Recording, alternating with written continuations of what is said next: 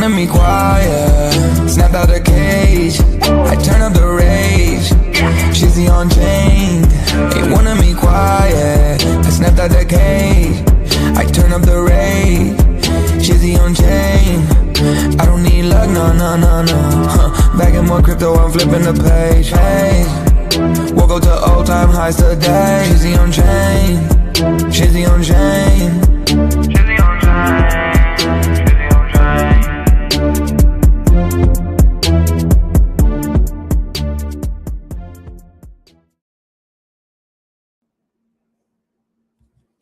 I'm back, baby, and I feel better than ever. I'm excited for the next chapter of my life, of the show, of my streaming career, of hanging with you guys, bringing more people into the community, growing that community, and finding opportunity for that community, guys. I am very excited to build something special here on my own. I feel like, I got this big weight off my shoulders, right? I don't have to run a two-man team by myself like I have been doing. I'm not going to get into that too much. I'm just going to save that for the next video. This video, I want it to be more like you guys really understanding who I am. I want to put a video in my library that I could point to for everyone to kind of learn who Shizzy is. So I'm going to give you that right now, right? So I was born in Philadelphia, Pennsylvania, the Kensington section. If you do not know what that is, I suggest you YouTube it or Google it. It is Zombieland, the real apocalypse. Nick Shirley was on a podcast and they asked him, what was a real eye-opening moment for you? And he said Kensington. This is a guy who found fraud in Minnesota and everywhere else, and he said Kensington. Yeah, it was a tough place to grow up, for sure. I mean, everything is real. I mean, the amount of people that are zombies, the fentanyl lean, that is all real. I remember, going to school, coming off the L and, walking over people and avoiding people. And, my aunt was one of those people. I would walk by her and she would scream my name and I would put my head down because I didn't want her to ask me for money. I mean, it was real. Very, very, grew up in poverty, for sure. It was very low class down there. The Philadelphia education system definitely failed me. I'm not the sharpest pencil, right? I'm not the brightest crown in the box, but I'm definitely in that box for sure. I did some dumb stuff though. 17 years old, being down there. You do some stupid things. I got arrested at 17. I got locked up for the entire summer. About 3 months, 90 days. I got out. I was on probation. What I did was stupid, graffiti.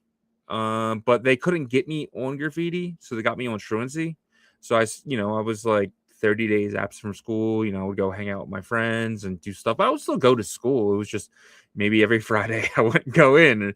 It's stuff that I definitely regret. I regret not, really educating myself properly, right? Even with the amount of stuff that was available. So that was kind of my growing up moment, getting out, and then being on probation. The only way to get off probation, I had to graduate high school. At this point, I was a senior. Thank you, No Child Left Behind. Thank you, Bush. At this point, my stepdad told me how to drive, so I got my license. I got a job in a pizza place, working part-time while going to school. Graduated school, kind of stayed in that pizza place. Knew I didn't want to go to college. I just, no one I knew went to college, being down there. So it wasn't something that it was in the cards for me. I knew I wanted to work with my hands. I liked, tinkering. I like messing with tools. So I'm in the pizza place making pizzas. I get really good at it. Really, really good at making pizzas. And, these machinist guys come in every week and they all sit together and they get on their lunch break. They come in every Friday. And I started talking to the one guy. I was like, hey, man, like, what do you guys do down there? And they're like, CNC machining. It's pretty cool. I was like, you guys hiring? And he was like, I don't know if we're hiring for a machinist, but I think we're definitely looking for someone to like sweep and mop the floors. And I was like, I can do that. He's like, all right, well, head down there, just walk in. have your resume and, just ready and just go in. I was like, I don't have a resume. I don't even know how to draw a resume. I didn't have anything to put on a resume. So I just walked in. I just went down there like a couple hours after those guys left. Just walked in and I said, hey, I was wondering if you guys are hiring. And they were like, yeah, what's your background and stuff? And I said, honestly, I worked in a pizza place the last 2 years, just graduated high school. This is around like 2005, 2006.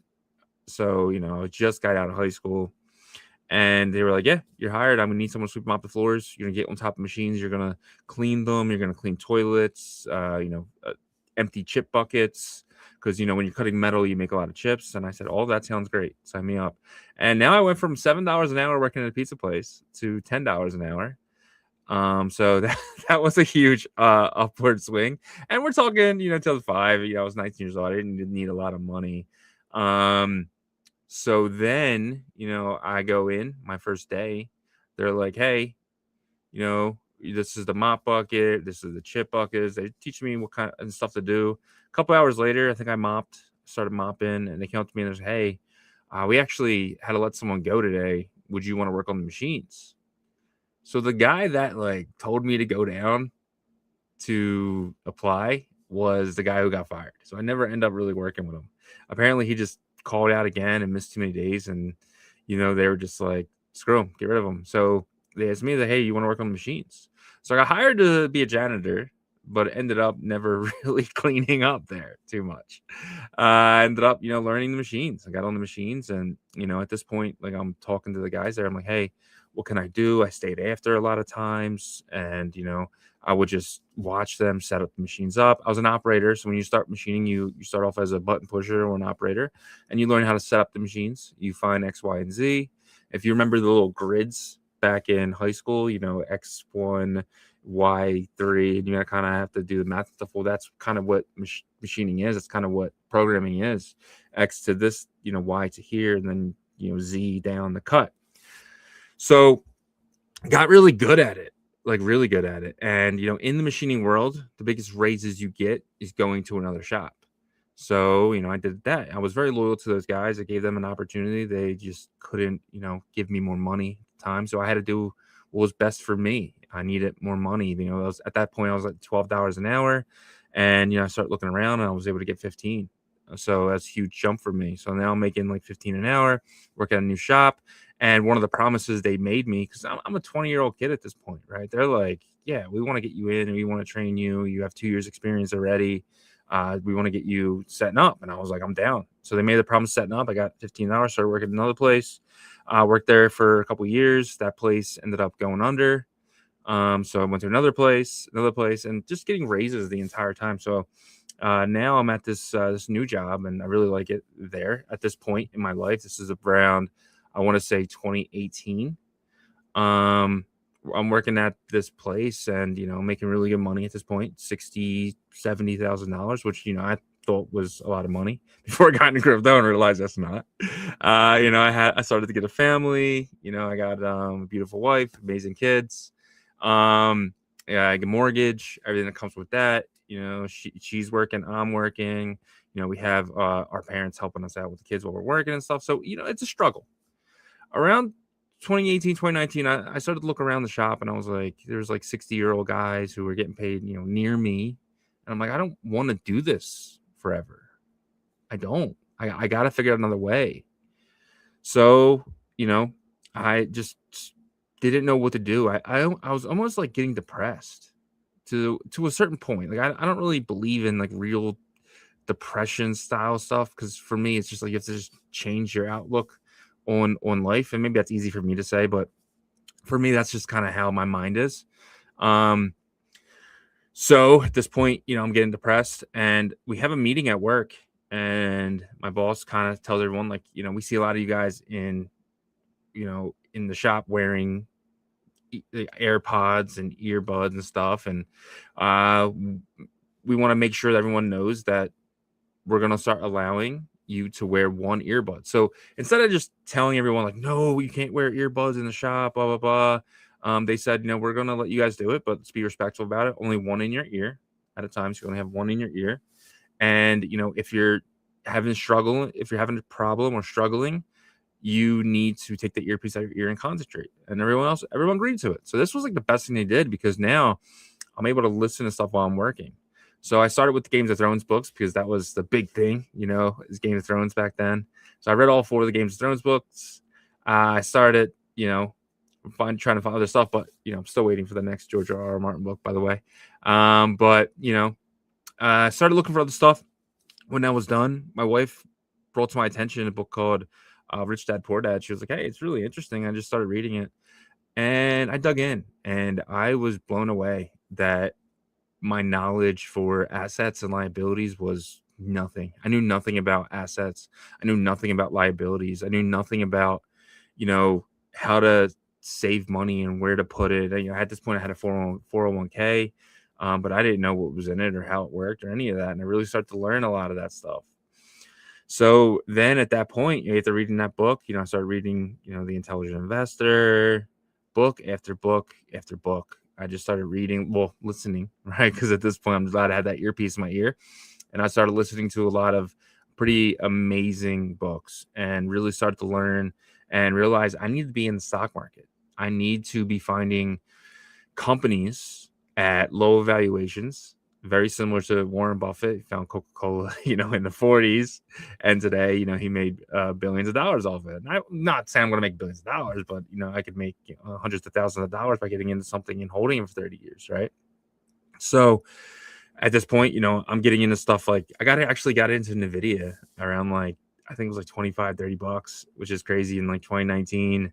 I got into Empower. I got into a lot of innovation style things, which is pretty cool, which looking back, a lot of them are up 10x from where I purchased them. I don't hold them anymore. So anyway, reading books, learning. This is around 2019 at this point. 2019, everything's going up for me at this point. Everything's doing really well. 2020 comes, COVID crash. My first real big crash. My first real big smack in the face, because my $7,000 portfolio turned into $3,000 very quickly. Obviously, over the course of 2020, it would go back up. So now we're going to fast forward to August of 2020. I'm listening to the Rich Dad Poor Dad podcast, Robert Kiyosaki. And, you can say what you want about the guy.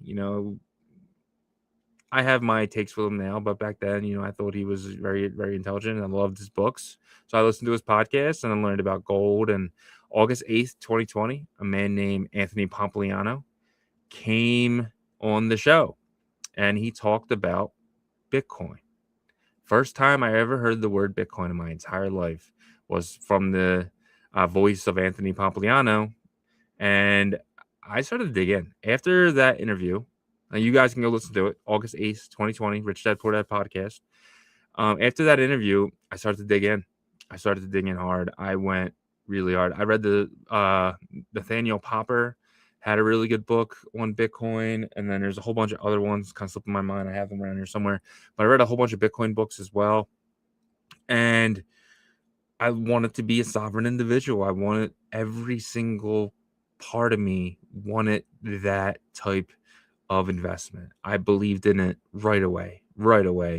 I started to read the white paper. I started listening to podcasts, what Bitcoin did, a whole bunch of other stuff. Found like Dan Held and those type of guys. Really became a Bitcoin maxi at this point too. But I wasn't doing it right, because I end up taking all my stocks, selling them all, and actually taking that money and putting that into GBTC, Grayscale Bitcoin Trust, because I'm already going to E-Trade. I didn't know how to actually get real Bitcoin. And then I started to study, how to get real Bitcoin. And I found Coinbase. I sent, at this point, I'm talking probably mid-August, I sent everything I had, around $6,000 or $7,000, to Coinbase, and I bought, 0.85 of a Bitcoin. I wanted a whole Bitcoin. I wanted to be a whole coiner. So I took out a loan on my 401k. 2 weeks later, I became a whole coiner right before September hit. And it's funny because me and Michael Saylor kind of bought Bitcoin around the same time. We both bought it in August of 2020, which is pretty crazy to say. So that was really cool. And now I'm obsessed. I'm obsessed with listening to everything. I'm all in. Like I sold all my stocks to get this Bitcoin, and I took a lot more out of my 401k, and I started buying more Bitcoin. So I have like 1.4, maybe even 1.5 at this point. And I really started to listen to podcasts, and I found BitBoy, I found Altcoin Daily, Wendy O, and I'm listening to them, and I'm like, I need to get some of this DeFi stuff. And we're talking at this point, we're talking January. So Bitcoin has gone from the $8,000-9,000 where I bought it up to about 13,000 mid-December to about 30,000 in January. So I am up a lot of money at this point, a lot of money. My $6,000 turned into about $45,000. It was absolutely wild. So I take that half a Bitcoin that I had that was extra, and now I just have the one Bitcoin, and I had that half a Bitcoin, and I start getting into Aave. I start getting into MakerDAO and all these other DeFi protocols, and they're just going up and they're ripping. And then we get into GameStop era, and I get into like some meme coin stuff, not the big ones, but stuff that ran heavy. I started getting other stuff. That's when I found Andre Cronje of the Godfather of DeFi. And at this point, he's kind of leaving Ethereum, heading to Phantom. I went over to Phantom. I got into stuff like Scream early. I got into a lot of really cool projects, Beats, a whole bunch of stuff over there. I got into everything possible over there. I got into Tomb stuff pretty early, before the Tomb forks. And my $45,000 portfolio turned into like 90 at this point. I still had my whole Bitcoin, and then I had probably another Bitcoin worth, if not more, in altcoins. And then everything kind of hit the fan. November 2021 was the top. I'm sitting on incredible gains. I turned $8,000 into like $108,000. Like it was absolutely crazy. Wild stuff. And then 2022 came, learned a lot of valuable lessons. Andre leaves Phantom, and all my Phantom stuff just dumps 90%. Fun times. It hurt my soul. 2022 was that bear market. Bitcoin goes back down to 16, so lost pretty much all my gains. Back down. I'm still about double my initial at this point, right? Even when Bitcoin's at 16, Solana's at $10. I start to buy Solana around $30, so on and so on. But the one thing that stayed consistent with me was listening to podcasts, to the point where I'm listening to a lot of these people, and I'm like, I know more than a lot of these people because I've been studying DeFi. I know how DeFi works. I now know what not to do. So that was big for me. And the next chapter of this is me, starting my own podcast. So I'm not going to get into that one in this one because I don't want these videos to be too long.